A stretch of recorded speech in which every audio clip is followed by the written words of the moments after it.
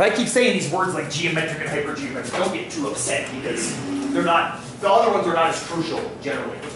Oh, there we go. All right. This PowerPoint you will have, it's already linked on Tuesday. You'll also have it on today's notes as well, so don't feel the need to write everything down if you don't want to. Here's the first experiment we did together with probabilities. Very first one we did as a class. We roll the die, count how many picks. Binomial or not? I hear a vote for no. Sarah shakes her head no. Caitlin says no. Why no? 6 outcomes. Ah, 6 outcomes. Damn it, it's not binomial, it's hexanomial.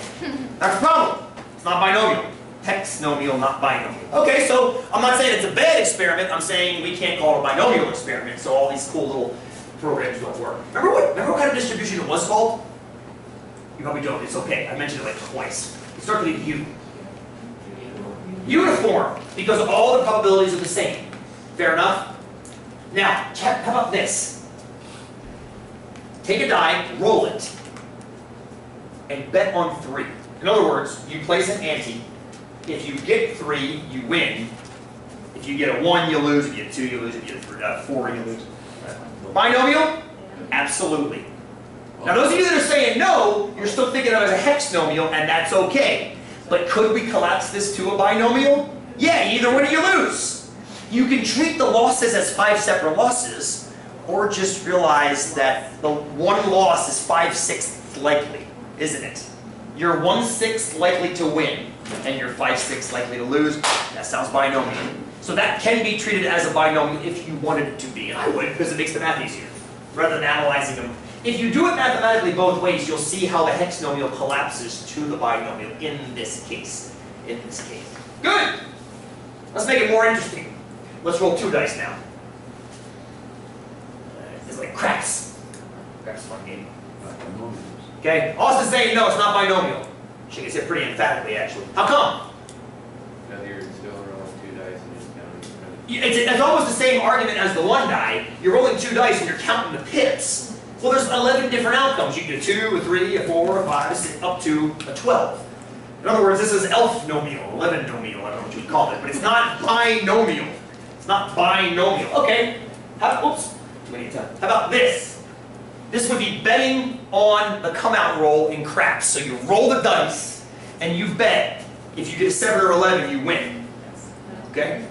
This is good. I heard some yeses and some nos. You're both technically correct. If you're saying no, you're calling this trinomial. You're saying either you roll a 7, you roll an 11, or you don't roll either. So you're treating it like the life insurance policy from a few days ago, where either I die, I live but become disabled, or I neither die nor become disabled. Excellent! Excellent! Can we collapse this down to binomial if we wanted to? Yes. Win or lose!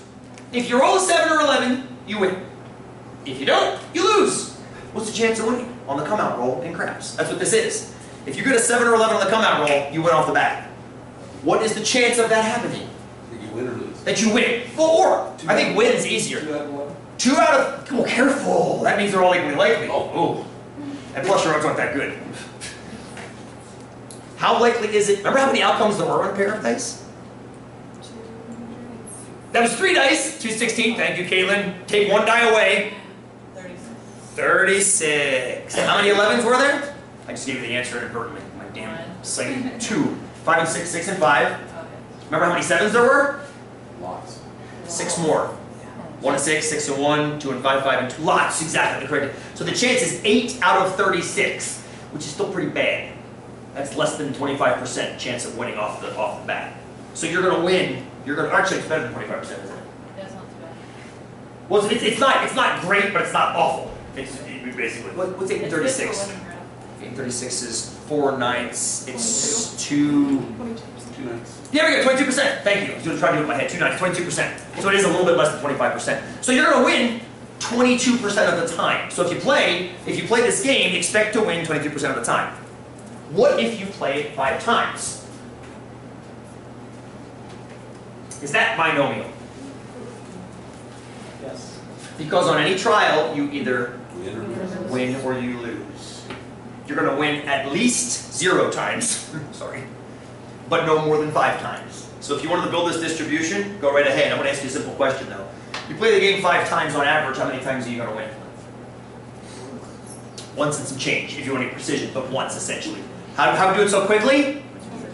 0.22 times 5 is roughly equal to 1. You're going to win 1 time out of 5 on average, which means you're in the hole, right? Of course, you're betting on that.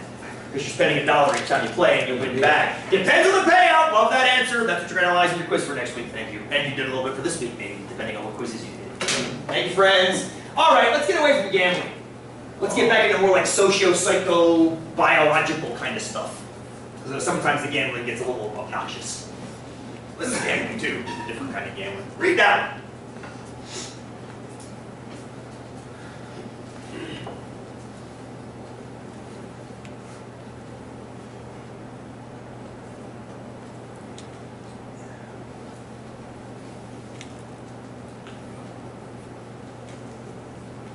What do you think?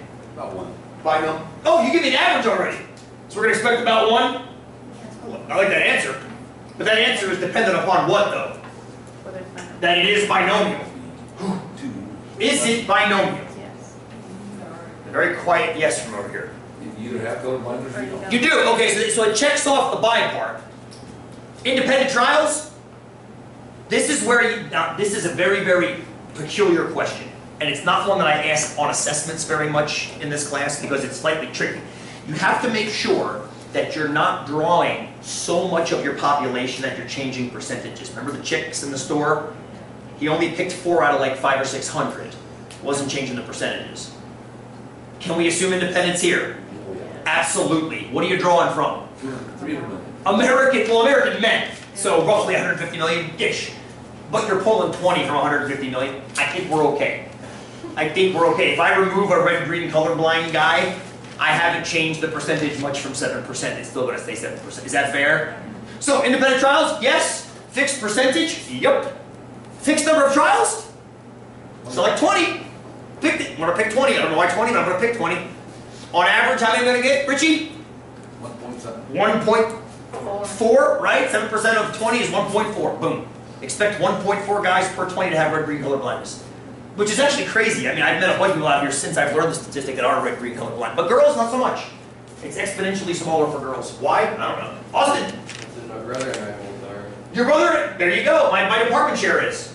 It's the more I talk about this, the more, probably because I'm talking about it, like, oh, it's me. Why in guys and not in girls? I have no biological reason for that. I wish I did. It's carried on Y. Yeah. It's carried on the Y gene. Well, there we go. Which would mean it would be half as likely in guys as in girls as guys.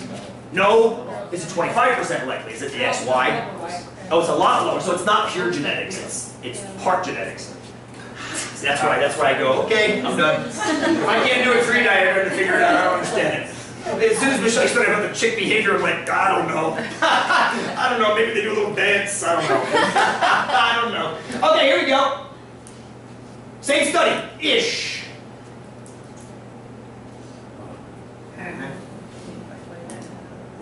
You can't keep selecting if it's going to be, Rachel. you know, what's that word used, independent? Fixed. Fixed. Number of trials. You can't keep selecting until you find. Did I tell Max to go in the store and keep buying birds until he had 4 girls?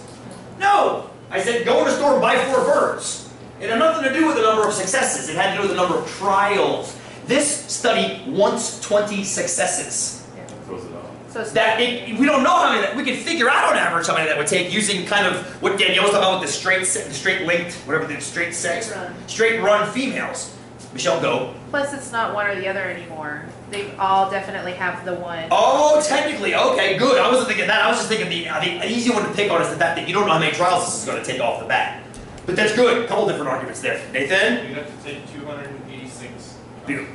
The coupon collector problem. Thank you, sir. Beautiful, beautiful. So, on average, of course, on average. But the thing is that you have to step. Now, if you then say, okay, I'm going to take that many trials and see what I get, then it becomes binomial because you fixed that, and then you can expect 20 results. Thank you very much. Good? Good.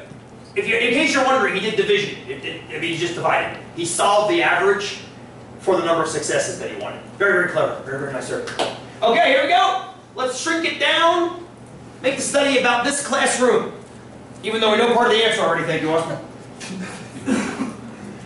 We'll select 10 dudes from this class and check it. First of all, I can't do that. 1, 2, 3, 4, 5, 6, 7, 8, 9, Oh, they can. It would be all of them. You can burn with that. Oh, I got 9. No We're gonna longer- pretend siblings here. I counted myself. We're gonna pretend siblings here too. Alright. No longer even.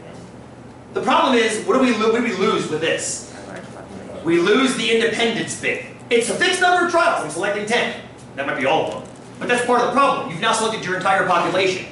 You have altered the percentage. As a matter of fact, if you select your entire population, you're no longer doing statistics. You now will know what the percentage is in that population because it's a census. But, okay, it's still out of American men though. No, in this classroom, I'm taking 10 and comparing this Yeah, classroom's but it's percentage. still American men. Oh, right. But my population is now shrunken down to just this classroom. I'm not treating these 10 as a random sample of American men. I'm saying I want to analyze this class to see. But the statistic, the 7% is still from. Right, what I'm trying to do is I'm trying to see if it applies to this class. I'm trying to see if this class is different than the 7%. I'm going 244 on you a little bit. So I do this often in 244. I'll read a study that says 75% of students, or whatever, students will get this right 75% of the time. I'm like, really? I wonder. And then I go sample you guys. And you become our new population. And I compare your results to that 75%. Okay. That's what I'm doing. Does that make sense? Okay. Yeah, I'm just trying to see if there's any kind of a difference. But I can't do that with this binomially. I can do it hypergeometrically, which is something else to talk about that's fun sometimes.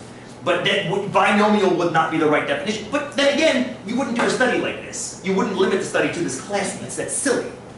But the point is that some people try to use binomial tests on exceptionally small draws. And that's when you go, party foul, there's other tools, use the right tool. Okay? Cool, you know better. That's awesome. All right, I got one more experiment to talk about. This will take us to the end of the class. Somebody said yesterday Max should get a cut for being in class so much. His shoes are on the ground. I said, thank you for understanding the experiment before we even talk about the experiment. Who dresses it? He dresses himself. Okay. That is the You guys are awesome.